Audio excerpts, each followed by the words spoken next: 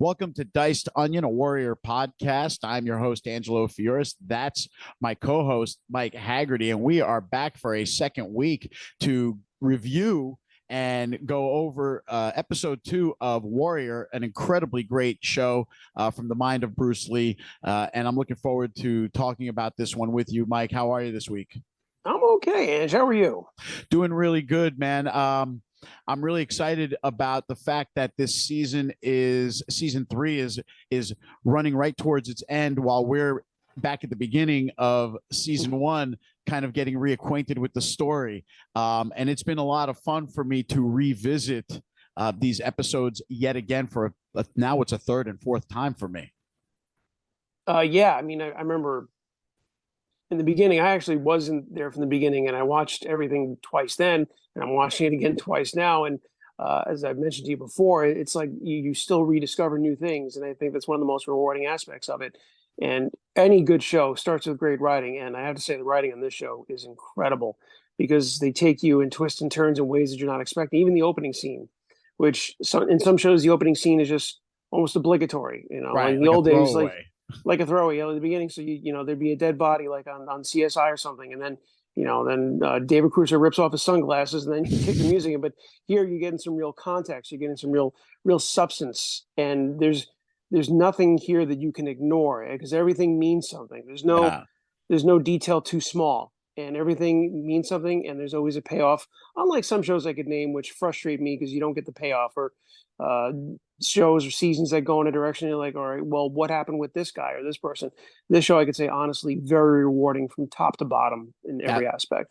Yeah, I agree with that. And before we get into this episode 2 of season 1, just a little bit of housekeeping from last week. The first thing I wanted to I realized that we never did give the definition of the term onion.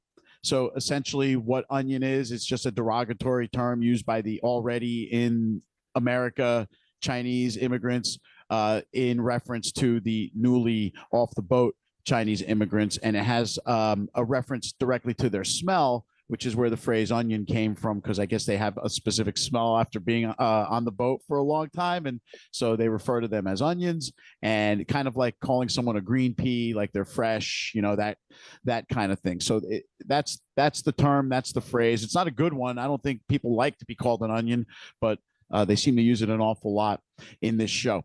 The other thing I wanted to point out to you, Mike, is that last week in the show, we discussed the character Buckley and the actor that plays Buckley, Langley Kirkwood. We learn, of course, that the character Buckley only has one leg, and we wondered aloud if the actor also only has one leg. That is not the case. He is an able-bodied actor. It was something that I actually researched, and at the same time, one of our viewers, Hannah 1114, was kind enough to also point out the fact that the actor does indeed have both his legs, and that's just a really good prosthetic job by the makeup team. So there you have it. We are all caught up on kind of the two things we left hanging from last week, and we love audience participation, so we appreciate that. Yeah, like and subscribe. We don't hawk ourselves enough. We're not really carnival barkers, but please like, subscribe, and tell your friends about this show. We do have a good time doing it, and I think we do a good job too. So without further ado, Mike, let's get into episode 2. There's no China in the Bible. Originally aired April 12th, 2019. We have an opening scene here where there's a cop sleeping on the job. It's night. He's guarding a post somewhere near the port, and he is then met by woken up by two Long Zhi soldiers, and they immediately start talking. Cop asks them if they have something for him, and indeed they do. They hand him a little bit of cash, and he in return hands them a piece of paper, and they go off on their way. Took me a minute to realize what was going on here, Mike, as we watch these Long Zhi soldiers go into a storage area somewhere in the port and start unloading some boxes into their cart. So I didn't know what was happening there, but at the same time, we see this cop walk past the corner, or go around the corner, and there behind the corner is Assam, Young Jun, and Bolo kind of scoping out the situation while those guys are in that storage compartment unloading the truck. So what's going on here? Well, at first you think it's going to be a robbery, but it's not a robbery. It's very brutal, and this show is not short on the violence. They're not shy about the violence. So if you like action, this would be a very good show for you. So we think that Hop Wei are there to rob them, but as it turns out, no, they're not. And that we find out in the end that this was just to sort of disrupt their business. We see things are getting really personal now between the Hop Wei and Long Zhi. This is not just about business. You know, the Godfather quote is business, not personal. No, this is kind of personal. And they're there just to destroy the molasses. So And what we don't know, though, Mike, is that it's molasses. Yeah, you jumped a little bit ahead. It took me a minute to figure out this scene because, in essence, what's going on here, Mike, is a payoff scene from something that happened in episode 1, which was Mai Ling and Buckley talking about Buckley supplying opium. So what's going on in this scene is this is where they're going to pick up the opium that Buckley is supplying. And that piece of paper was the location of where they could make their pickup and telling them what compartment to go find what they needed. Hop Wei somehow caught wind of the fact that Mai Ling and the Long Zhi were moving into the molasses business, which they weren't supposed to be. And this is where the confrontation now happens. Right. So yeah, I will tell you that I did not figure out what this scene meant until my 4th watch. yeah. I think it took me a couple of tries, and I think you just pointed out a couple of things that even I didn't realize at this point about that. And it just goes to show you the machinations of this show and the writing and the depth of the level of the writing. It's they leave no stone unturned. And so now that cop that was on post takes off, and he basically leaves the Long Zhi workmen or soldiers unprotected. And here comes Young Jun and crew, and they slaughter these guys. They beat them, they kill them, they knife them, and then they set their load of molasses on fire. Yep, just as a disruptor. Not again. This wasn't well. It was sort of about business, but it was also personal. If it was more about business, they would have just stolen the molasses, which is what Assam and Bolo thought was going to happen. But Young Jun threw him a curveball, and that kind of went in a different direction. And I think they were sort of representing the audience, like, we were all surprised by that. Everyone was surprised except for Young Jun. He was the only one that knew what was going to happen. And Young Jun and Bolo says to Young Jun, "What the hell are you doing? That's a ton of molasses." And Young Jun says, "This is not a robbery. We're not thieves. We're here to send a message." And that was very clear. And then as he's looking over the dead bodies and the fire, he says to the guys, "Do you think they get the message? I think they'll get the message." And then it cuts to the credits. Great opening scene, and ties up a piece of last week's episode into the beginning of this one, and takes us right into the opening scene post credits here, which is a sex scene between Li Young and Mai Ling, and they're going at it pretty good there. Obviously in the Long Zhi house. This is the first time we find out for sure that these two are intimate. Remember, we know that she's married to the old man who is not in good shape. We learned that last week. So now Mai Ling is stepping out on Long Zhi, and it's with Li Young, who seems to, he's one of the higher ups in the organization. Yeah, and we also find out that he knows that who her brother is. Yes, he says to her, just as they catch their breath, they're in bed, and Li Young says to her, "Good job." He says to her what? He says, "No one can know that he's your brother." And she says, "Don't worry about him. He's probably not going to stay." So she thinks that he's, he came for her. She said no, and he'll eventually just leave, probably as the defeated young boy she remembers him as.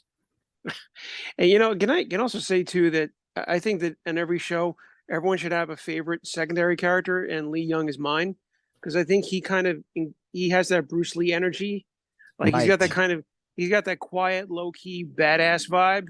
and we see how much he is a badass as the show continues, but he's just so super cool. Even in episode 1, when he had his little sparring session, let's call it, with Assam, and Assam's insulting his guys, and they're ready to go, and Lee he just waves it like, no, I got this. I got this. And it's like in the beginning, you assume that Assam is going to be able to just beat everyone up. But I got the sense immediately, even the first time I watched it, that I think this guy's going to be able to hold his own, even with Assam. So he's a very well thought out character as well. And he tells Mai Ling here as he's getting dressed to leave. He tells her that the Hop Wei are recruiting and that they should do the same because if there is a war, they need to load up on bodies. And that's where he leaves her and he gives her kind of like an honorable bow and he takes off. She gets dressed and pulls out from her drawer some sort of jade necklace or piece of jewelry.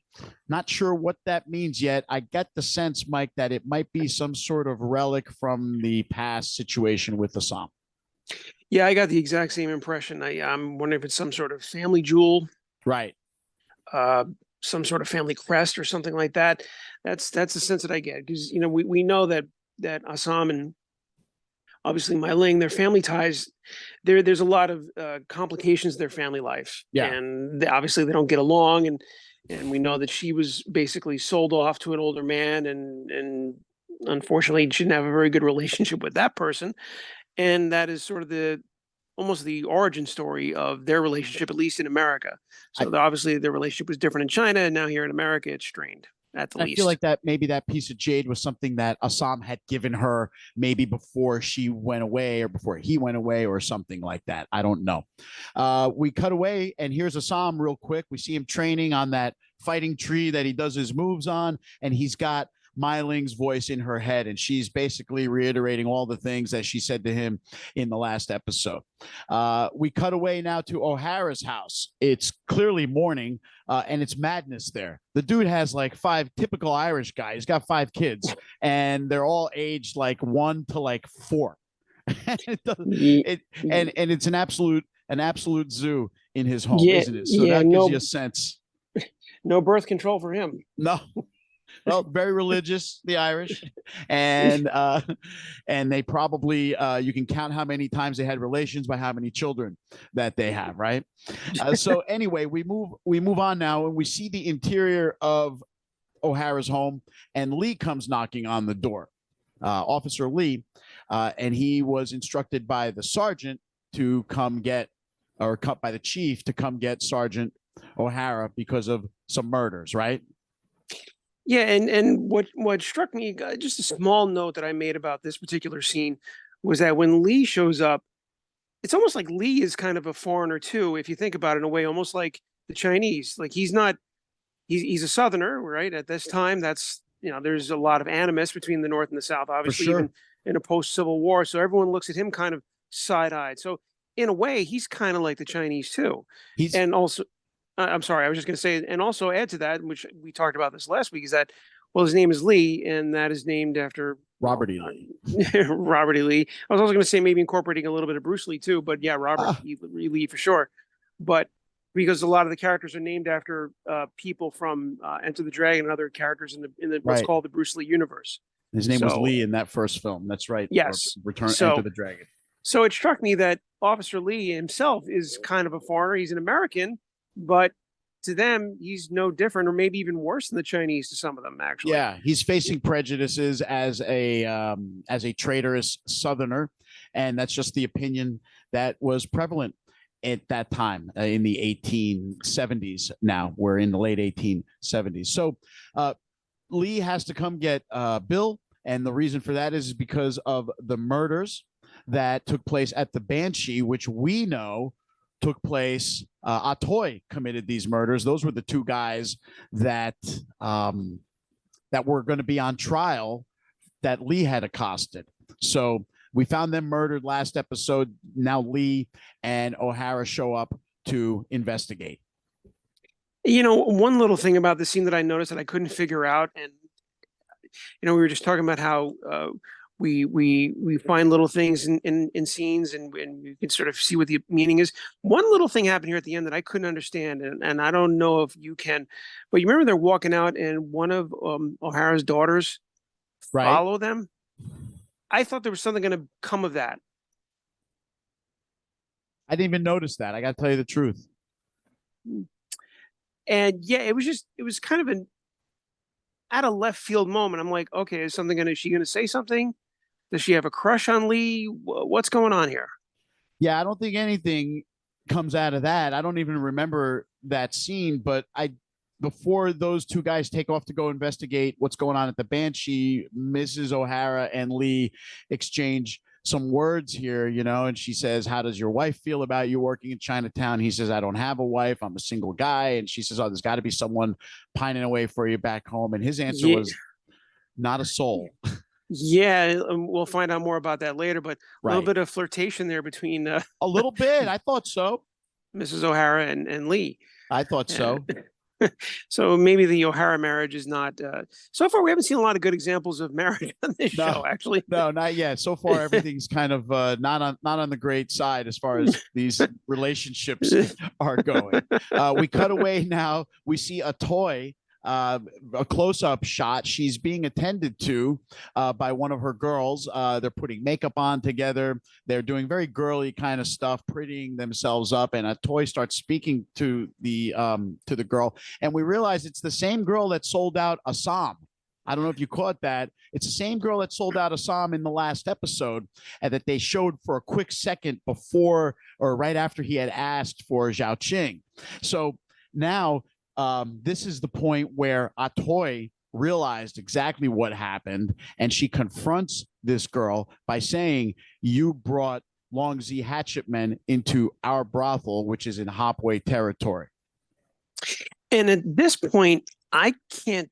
I think they just maimed her. They did. I wasn't sure if they killed her. I think because she said, "You'll still be pretty." Yeah, she said, "You'll still be pretty," and the scene closes with like one of the muscle guys like throwing her on the bed, and they close in where he's about to like snip her with a knife, scissors or snippers or something, but we don't know exactly. I was wondering if he was cutting her tongue. I thought perhaps was what he was going to do because she talked too much. Well, that could be a detriment in her business too. Actually, it could be a big deficit. You'll still actually. be pretty, but you won't be able to work. So the scene now cuts from the brothel to behind the bar, where we now revisit the remains of Atoy's slaughter from the previous episode. We see the chief is on scene, and this is when Lee and O'Hara arrive, and they're dead set on pinning this on somebody Chinese.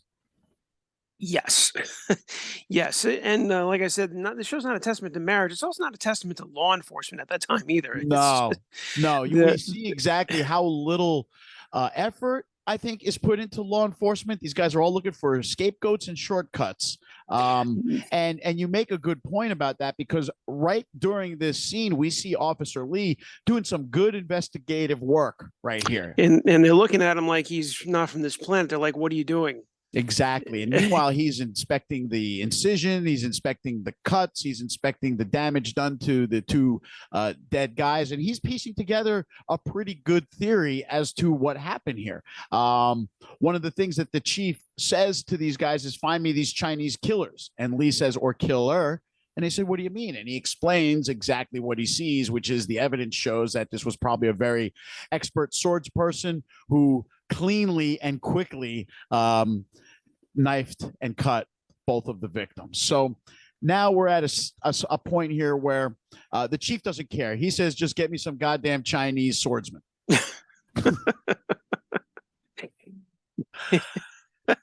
So Yeah. therein is the task, right? And there you have it now. So the police mission is find somebody to pin this on, and someone Chinese preferably. At this point, we see Leary come out of the Banshee, and he and O'Hara make some eye contact, don't they? Yeah, and we really find out more and more about the relationship between Leary and O'Hara, and it's almost like, well, actually, not even like Leary is kind of giving O'Hara orders. He's kind of, and we find out why, because we find out what O'Hara's weakness is, and it's gambling, right? And so, he's. So before you do that, though, we this ties into the last part of last week where I said to you, once Atoy killed these guys, Officer Lee doesn't need to go testify, right? Right. So now what we're seeing in this scene with Leary and O'Hara is the payoff from the fact that Lee does not have to testify, which is Leary made a bribe to Bill. And now Leary wants his money back. And that's why he's got Bill in there to take his money back, which leads to Bill saying, I'm going to need a little more time, which we've seen this before. We've seen this play before, and we've Yeah, also seen that Leary turns a negative into a positive, at least in his for circumstances. He goes, himself, right? yeah, he says, well, I just bought a cop or something to that effect. He goes, so now he owns O'Hara, and O'Hara knows it. Yeah, he says I'll be wanting that money back, and Bill says, "Well, I just kind of don't have it all right now." And he says, "I thought you were done with the cards, Bill." And Bill says, "I guess they weren't done with me." So now we know that Bill not only will take a bribe, but he's a bit of a gambler, and he's not a very good one at either. For that at that point, so now Leary, like you said, he said, "I don't mind owning a cop." So now he's got a cop in his back pocket. Next thing you know, these guys have to go to the wharf because there's another murder to investigate. So off to the wharf go Lee and O'Hara. Right. So we see them go. I'm sorry, what? Yeah, and now they're investigating two murders which didn't take place in Chinatown. One behind the bar, which is the Banshee, and they figure it's got to be a Chinese person. And now this other murder at the wharf, which is what we saw happen in the opening scene, right? Those two dead guys. I'm sorry, not to interrupt. Can I just pick up on something? You just reminded me of another little Easter egg I think I may have found here. Yeah. Because the people behind this show are also the people who are behind. Do you remember that show Banshee? Yeah, and a lot of these actors are in that too. Right, like Chow. Yeah. And I think Buckley was actually in that as well. Yes, I believe both of them. So yeah, I think that's a little bit of an Easter egg for you Banshee fans, which I was a fan of that show too. Yeah, absolutely. So a little Easter egg. You have it. So now Lee and O'Hara have to take off to go investigate these murders that took place at the beginning of the episode. The scene cuts away now to a Chinese pharmacy or drugstore, Mike, and we see a Chinese guy buying some powder or dope. And just outside the store, we see the mayor's wife. They're speaking in Chinese inside the store, and he's saying something about the strength. It's too much for a small lady, whatever it is. But obviously, this guy is working with the mayor's wife. He's her assistant or something, and he is procuring some sort of drug for her. Right at this time is when the Hop Wei walk in. It's Young Jun and it's Assam, and they're coming in to collect from the shopkeeper. Right, and we see here that Penelope, or the mayor's wife, becomes sort of the moral center of the show, kind of like Lee. Her and Lee, I think, are the moral center, perhaps more than Assam, really, because she sees extortion going on, and she is going to intervene in it, even though she's a woman and these are men and they're gangsters. And we see that she's brave in her own way. She is a warrior, actually. Yeah, she's got a lot of guts. Tells them to stop. She says, leave him alone. And obviously, her assistant says to her, "These are dangerous men. Please, let's just leave. They don't understand you anyway." And she says, I think they understand me just fine. And then they take off. At that point, Assam looks down while Young Jun is speaking to the shop owner, and he sees that the mayor's wife dropped her glove. Yes. White glove. He picks it up and he's gone. He disappears. Meanwhile, Young Jun turns around. Where's Assam? He doesn't know. and that's where that scene ends. So obviously Assam is taking off to go return this glove to the mayor's wife. Yeah, kind of like a little Cinderella moment there. He found the glass slipper and he's going to return it to the princess. We'll see how well it fits. The scene shifts again. We're back to the wharf, Pier 22 to be exact. And once again, Lee has his notebook out and he is taking notes. We are at the scene, of course, of those Long Zhi murders, the dead guys. And after a little bit of what's going on here conversation, I think Bill says something like, our job is to clean up the mess when it comes to the Chinese and get out of the way before the blades start flying again. So there's no real burning desire on Bill's part to do real police work. In fact, he says something to Lee along the lines of, again with the damn notebook, right? Because he starts writing. Right, and it's not even their jurisdiction, which he is well aware of, and he's not happy about that either. But I think his commanding officer said, well, they're Chinese or something like that, so deal with it. Right, exactly. And then at this point, we see Li Yang and a couple of other Long Zhi guys show up to collect the bodies of their fallen soldiers. Yeah, Long Zhi shows up, and this, just going by how I think about police work, imagine this day and age, some of your friends are killed and you show up where the cops are investigating, say, we'll just take those bodies. That would never happen today. That will never happen again, right? And that might not happen if it wasn't a Chinese body that was found dead either, Mike. at No, that time, right? So no. clearly this is a, you know, it's less geared in respect for the Chinese and more in like the prejudice, which is good. Let them get it off our streets. Like Bill said, we're here to just to clean up the messes. Yeah, they don't care as long as they don't have to, like you said, clean up the mess and do as little police work as possible. Definite path of least resistance here. No doubt about it. So so now we go from least resistance to resistance. We're back at the Long Zhi house, and here we see Long Zhi, the old man, with Mai Ling, and he's admonishing her, and he's telling her, "We do not need this right now. All this war, because the government is watching us, the city is watching us, the mayor is watching us, the police are watching us." And he says to her, "Did you know that there's a Chinatown squad?" And she says, "Oh, how did you know that?" And he says, "I've got sources as well." So while he's an old guy and he's kind of frail and he admits as such, he's not unaware. And we find out just how much he's not unaware with what he says almost in the next breath, because he says something to the effect. What does he say to her? He goes, "What does Yu Ling think?" Or what did Yu Ling say? Yeah, he says, "What does Li Yang think?" I'm sorry. I assume you've spoken to him about it. And you see her face. She's the picture of confidence when she's addressing everybody. But in this scene here, she knows she's busted, and Long Zhi knows that her and Li Yang are, going sneaking around not so well behind his back. So that cat's out of the bag now. But even stranger or more interesting is that he doesn't seem to really care. No, he doesn't, because he knows he's on the way out. You think that's what it is? About the peace. So she's just a trophy wife for him. You think that's his thinking? Pretty much, and she's just, what do you call, ladder climbing, and that's how many people see her, as a ladder climber. And we'll learn more about that, I think, as we go on later in the show. But he again says to her one more time, "I'm not strong, but I've got perspective. So please trust me and please have patience."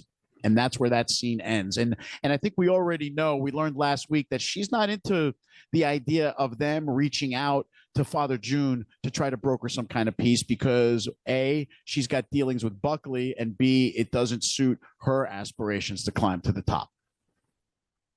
No. And we realize that Mai Ling is going to do what she's going to do.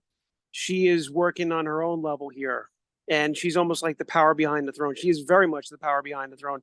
She's kind of pulling the strings, but perhaps even her husband doesn't even realize it at this point. Very much so. And I think he does understand it, at least to some degree, because if he felt like he was still in control, he wouldn't be asking her for trust and patience, because he knows she's ready to slam the gas pedal and go. That's a fair point. That's a fair point. So we're sort of seeing here is kind of an interesting little power struggle, right, between a husband and wife, and it's playing out very subtly. That's one of the great things about the show too, is that you got the action, you got the fighting, but there's a subtext of what's going on, and it's just kind of just beneath the surface. That's right. Like, we're just finding out. There's only the second episode. We're just finding out who everyone is, but you can already tell that Mai Ling she's a player, and it's just very subtle, and we're going to find out more about that. We cut away now back to O'Hara and Lee, and they are walking and talking. And at this same time, we see Mrs. Blake, the mayor's wife, with her Chinese assistant walking across the street. And that's when two Irish drunks hanging out outside the Banshee don't like what they see. So they decide to accost the mayor's wife and rough up her Chinese assistant. And she, of course, is begging them to stop, yelling at them to quit it, leave Jacob alone. And this is where we now get the title of the episode, where one of the Irish drunks says, "Jacob, he's no Jacob. That's a name from the Bible. There's no China in the Bible." Sorry, my Irish accent sucks. But that's what he says. There's no China in the Bible, and they kick the crap out of Jacob, and they're, being a little rough with Mrs. Blake. And then Assam makes the hero's entrance. He was looking for her. He had the white glove, and he shows up just in time, and he cleans house, doesn't he? Yeah, but we find out that that's gonna end up biting him in the butt, so to speak. He handles them without any concern. He beats the heck out of him. And it's kind of interesting because he's you're not sure at first if he's defending the Chinese guy or if he's defending the mayor's wife. And He's I'm kind not of even clear. defending both of them from the situation, really. Do you think he's probably not aware that she's the mayor's wife at this point? Definitely not. Okay, so Yeah. then that was some good old fashioned altruism on his part. Yeah, he was just being chivalrous, if that's possible. And just as he is helping her up and the situation clears, Officer Lee shows up and he kind of breaks it up there at the end. And then as he is helping her to her feet, that's when Bill shows up and clobbers Assam in the back of the head with his baton and essentially knocks him out. Yeah, and O'Hara's like, well, I mean, he doesn't say it, but you can hear us thinking like, well, we found our Chinaman that we need. Yeah. The first thing she says is he was not the aggressor here. And Bill says, I know what I saw, but the mayor's wife continues to stick up for Assam. Does not matter to the police. Even when Lee says it was those two that attacked me, the Chinese fella was just protecting them. O'Hara doesn't matter to him. He knows what he saw.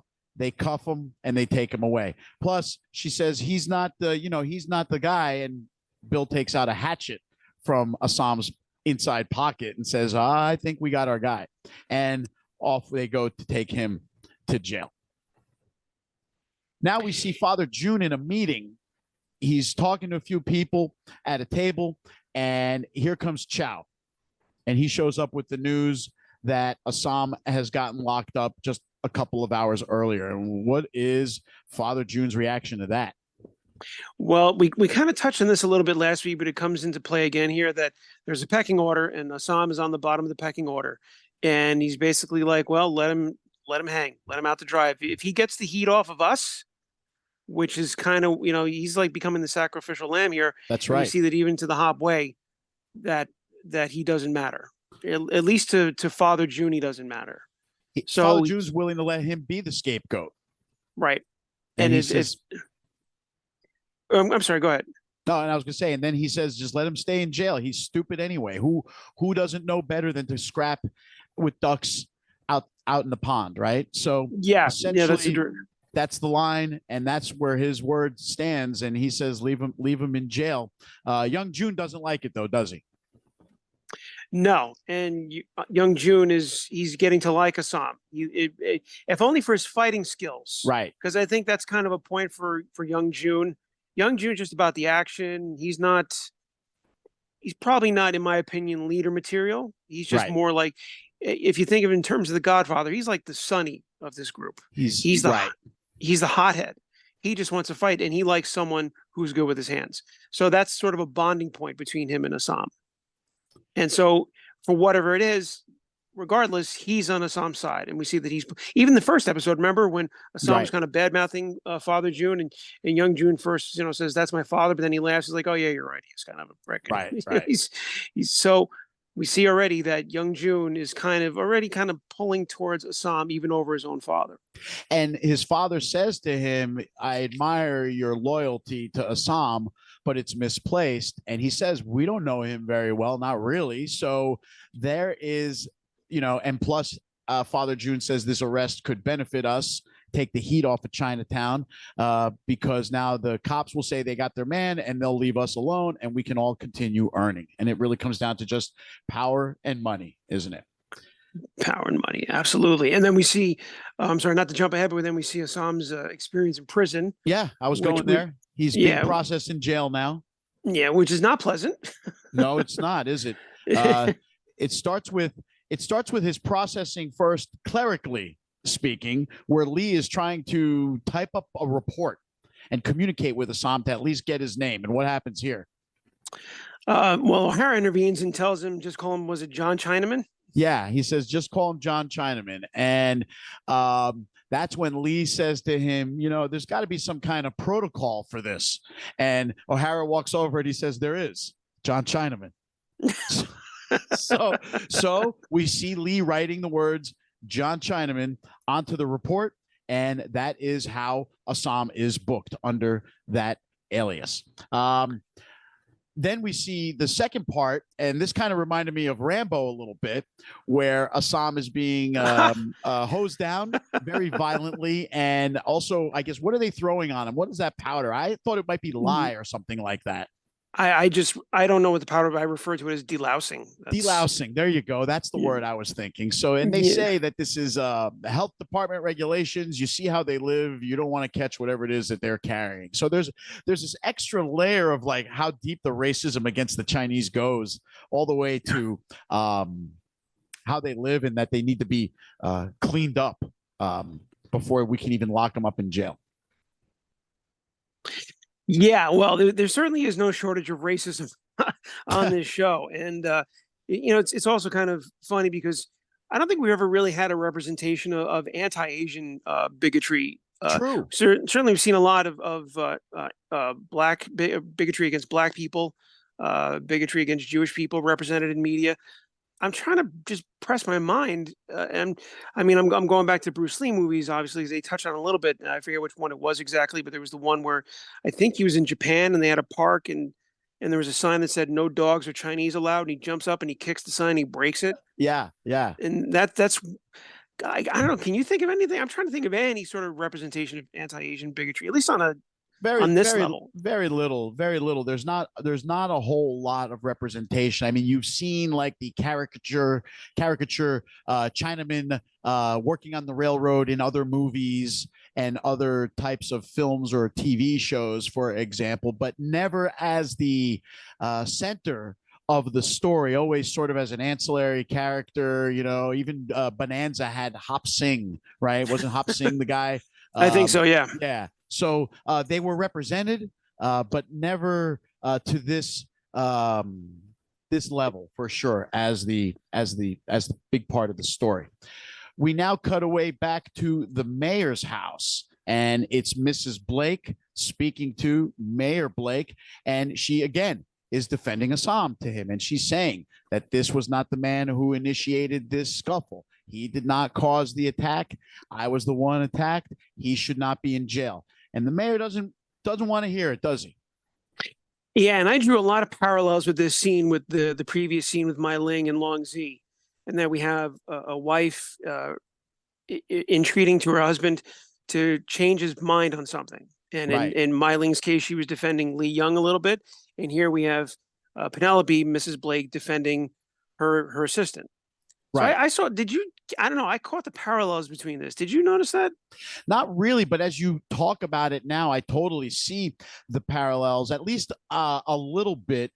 We have a part here where the mayor says to her, "You shouldn't have been parading your Chinaman in front of the area of the Banshee. Any idiot would tell you that that wasn't a good idea." So now he instantly demeans her and Jacob at the same time, while stating his position being the more important one in this case, which is the mayor cannot be seen as being on the side of the Chinese labor or defending his wife's, as he uses the phrase, coolie assistant. Yeah, I know we talked about that word last week. I'm learning so many new words in this show. Yeah. Well, not necessarily nice words, but I'm learning new words. Yeah, most definitely. So this is where Mrs. Blake just leaves. She's frustrated with him, and she says, frankly, I don't know why I even bother. And he responds, I'm equally as mystified, or something like that. So neither one of them are going to see eye to eye on this situation. But when she leaves the mayor's office, someone else is out there waiting for her, or at least waiting to go in, and it's her Dad. father. Yeah, Yes. we meet her father for the first time, and we're starting to learn a little bit more about exactly what these relationships are between now Mrs. Blake, the mayor, and now her father. Yeah, and on the one hand, when I saw this scene, I thought, well, okay, she seems to have a very good relationship with her father. She seems to love him. He seems to love her. But on the other hand, in the back of my mind, I'm thinking he kind of sold her off into marriage in a way, or he must be aware that this is not a happy situation for her. I mean, first of all, the age difference between her and the mayor alone would give you would think would give a father pause, like, Right. why is my daughter interested in this old man, or this older man, I should say. Right. So I'm kind of conflicted about the father. Like, initially, I wanted to like, because I think this is the first example of the purest relationship we've seen in the show Yeah. between a father and a daughter. Because every other relationship we've seen so far has pretty much been transactional. That's true, and though that's true, and you could say that the father-daughter relationship is a bit transactional as well because she married this Mr. Blake so that her father. We're going to find out in the next meeting exactly what is all about, and this is when Buckley shows up, and he says something regarding Mrs. Blake's earlier episode during the day. Being confronted by the Irish drunks. Her father did not know about it. And he, of course, shows concern. And she says, "Don't be concerned. I'm good. Go on into your meeting." Yeah, and then there's a good interchange between her father and Buckley. He's kind of almost giving her father advice on being a parent, and you can see like anyone who's a parent who you give advice to, especially if you don't have kids, they're going to be resentful for it. So then he says to Buckley, he goes, "Do you have kids?" And Buckley says, "Good God, no." Which I think that might be my favorite line. It's not a good line in of itself, but his delivery of it. Which, oh God, no. He was so appalled at the concept of having children, and it was a great reaction. Before we get into the meeting now between the mayor, his father-in-law, and Buckley, we see a short conversation between Lee and O'Hara debating on whether or not Assam is actually the swordsman. Okay, Lee has his doubts, but O'Hara says, "We made our collar. This is what we're going to do, and this is that." Because already the chief has been saying we've got the double swordsman murderer. So that's the way it's going to be, and Lee doesn't like it. I don't even think O'Hara cares. If O'Hara may have doubts, but he doesn't care. No, he doesn't care. He just wants to move on, like you said, punch the clock, next gig, move on to the next aspect of being a not so great cop. Yeah, but there's sort of an element of O'Hara that at least I don't know about you, but I found him likable. Like I was like, I like him. I probably shouldn't, but there's things about him I like, and we do see the character development go. But right off the bat, there's something about him that I do like, and I think it's probably a testament to the actor, because only a very good actor could take. I mean, and a lesser actor could take that character and just be easily very unlikable, but he sort of gives him an element of humanity to him. And I'm not putting him on the same level as the actor, but I will say that this actor that plays O'Hara makes him likable much in the way that James Gandolfini made Tony Soprano and a very abhorrent character. Right, that's a great point. Extremely likable. So it's much in the craft work of the actor, and he does a great job. And it's because of how he delivers those lines when Bill is being witty. When O'Hara's a witty character as well, and he's got some good retorts of his own, and he's quite funny, and the actor really does a great job. And we got to do a better job on talking about the actors here in this show. But we move ahead to the mayor and his father-in-law and Buckley, and now we're getting to the meat of what this whole arranged marriage was all about, and it is the cable car construction deal. Looks like the mayor's wife or the mayor's father-in-law owns a factory that builds steel, which is going to be used to lay the track for the cable car. But there's a snag in the consummation of this agreement, isn't there? Yeah, apparently the arrangement between the mayor and her father has not been ideal because he owes him money, and he's already ordered a lot of stock, and he's like, "I got too much stock," and basically, it's, if I understand it correctly, too much stock and not enough money. And if the order doesn't come in to start laying some track, he's going to be ruined, he says. And this is where Buckley, being the prick that he is, says to him, "Oh, come now. Your business was teetering before your agreement with the mayor." And he turns and says, "What are you insinuating?" And he says, "Nothing, just that, you were already on the verge of business ruination prior to this hiccup in the process." So Buckley is not exactly a proponent of this agreement, is he? No, and Buckley's also not shy about voicing his opinion, and he's almost like, I take him to be almost like the mayor's bad cop, so to speak. Right. He's the one that he'll say the things. He'll be the bad cop, and the mayor will be the good cop. You see that the mayor kind of intervenes, and it's a backslap and it's a handshake. "Oh, don't worry, we'll work it out." But I get the feeling that Buckley's completely unconcerned if this doesn't work out for her father or not. Not at all. As a matter of fact, he says as much, because as her father gets up to leave, he says, if this keeps going the way it's going, I'll be paying you for the privilege of laying track. And Buckley raises his wine and he says, now there's a notion. And and then the father-in-law leaves. So you're absolutely right. Buckley does not care one iota about the outcome of the mayor's marriage or the ruination of his father-in-law. But then now Blake and Buckley have a conversation after the father-in-law leaves, and the mayor clearly in the dark to some degree, because he asks Buckley, what is the holdup here? I thought we had the funds all squared away.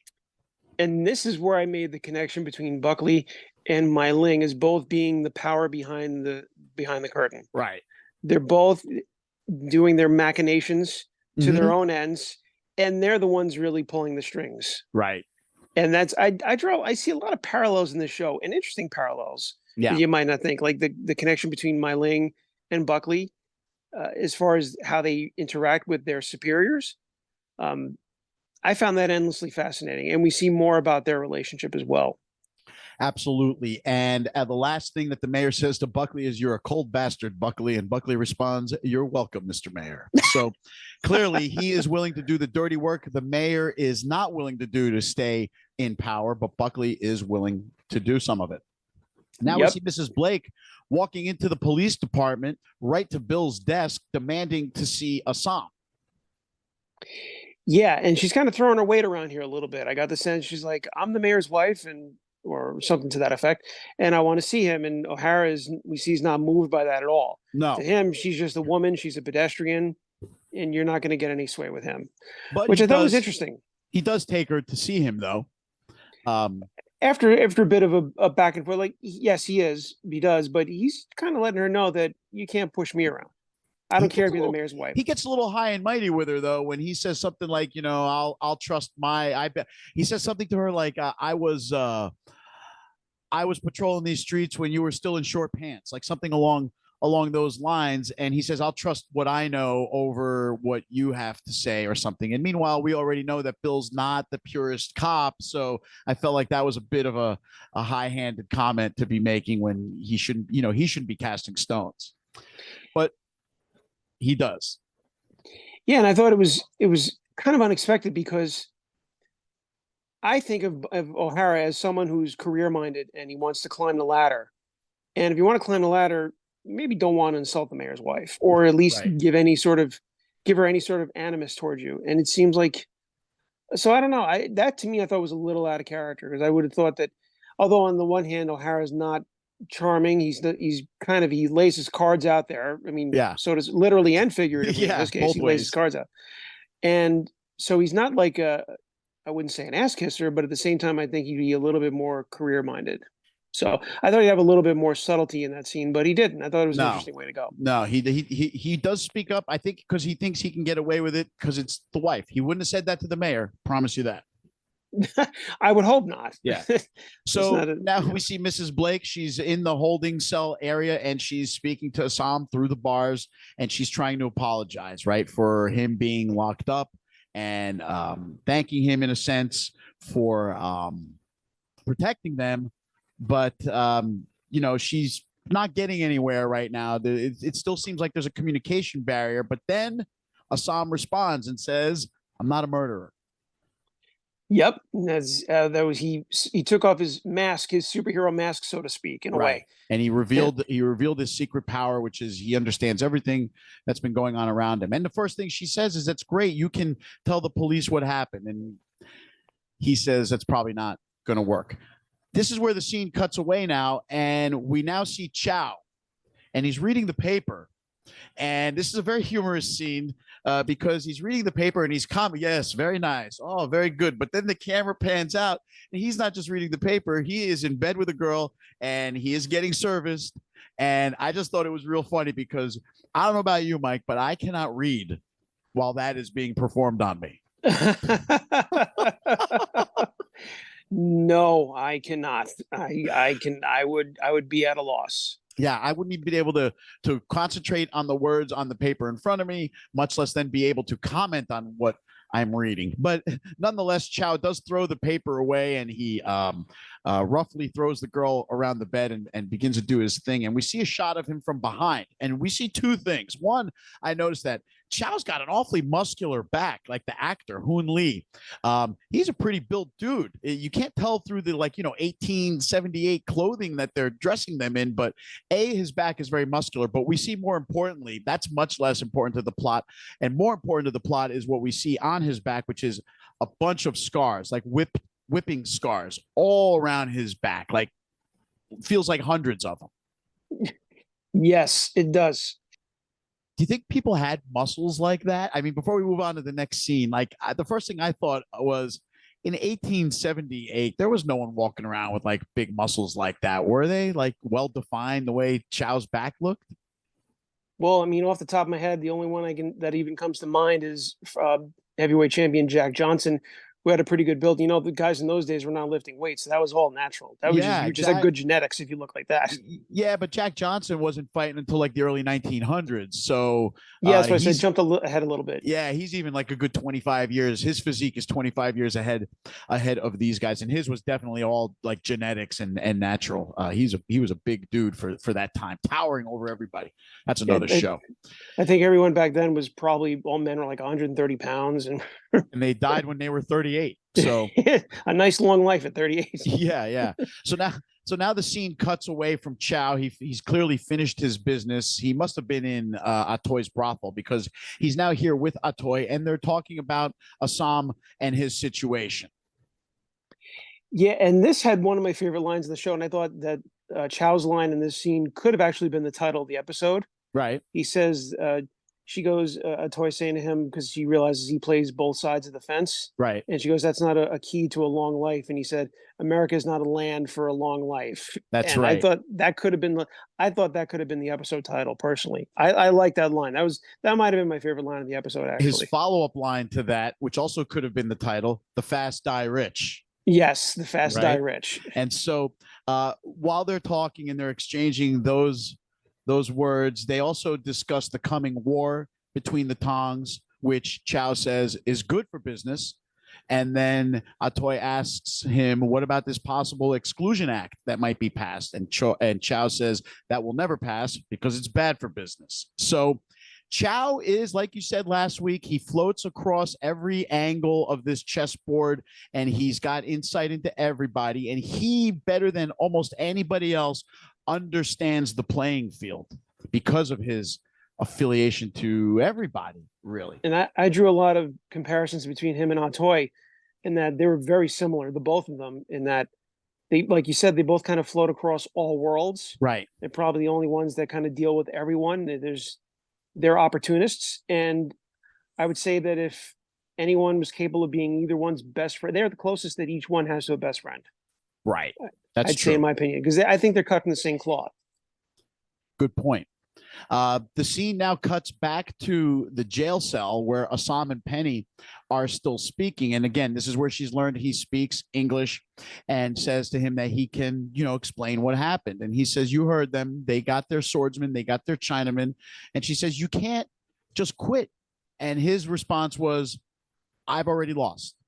So Assam understands that he is being railroaded for these murders, and that I think he says something about like no one wants to hear John Chinaman speak English.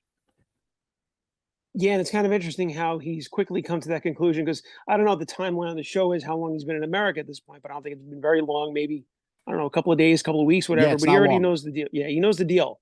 Yeah. He knows that he's a sacrificial lamb. I don't know if he realizes yet that the Hop Wei already selling him out, or at least Father June is. Yet. But I think he already suspects that his fate is sealed. And that's interesting that he knows that already. I wouldn't think that. You'd think, new person in a new country, little orientation, getting the lay of the land. No, he got the lay of the land pretty fast. Yeah, he's not the typical onion. I think Li Yang and Mai Ling, when they were speaking much earlier in the episode, even said that. He said something like, he's much better trained than like a typical Hop Wei. So he's got a bit more of an understanding of how things work. And maybe he got some of that from his American grandfather as well. So that might explain his additional insight into how things are working. But here comes O'Hara now. He's decided this little visit is over, and he comes to take the mayor's wife away and spirit her out. Final scene of the episode. We're back to the wharf, and there's the cop from the opening scene. But now Chow is there. And the cop says, Chow, what is this? What's going on? Again, it's nighttime, and Chow's there. And here comes Li Yang. Yeah, and this is a Payback callback time. to the opening. It's payback time. It's a callback to the opening scene. He realized that this guy sold out Long Zhi, and this is not going to stand. This cannot stand. And again, Li Yang has that sort of cool, calm. He's about to do something pretty heinous, but he looks like he might as well be going to the store to buy milk and bread. He's just like. What's great about the scene is that Chow is also very cool in this scene. And the cop is the one who is already feeling threatened. He pulls out his gun and points it at Li Yang because Chow says he think maybe you double cross. Right. So now they tell him what they're thinking, and he's got his gun trained on Li Yang, and he says, you tell him that you guys are going to take off and you're going to leave, and there was no double cross, and I did what I always do, and that's the end of it. And Chow says, I'll tell him later. And he goes, no, you'll tell him now. And he goes, but he's busy now. Meanwhile, Li Yang's just standing there, and he says, but he's busy now. And then split second, boom.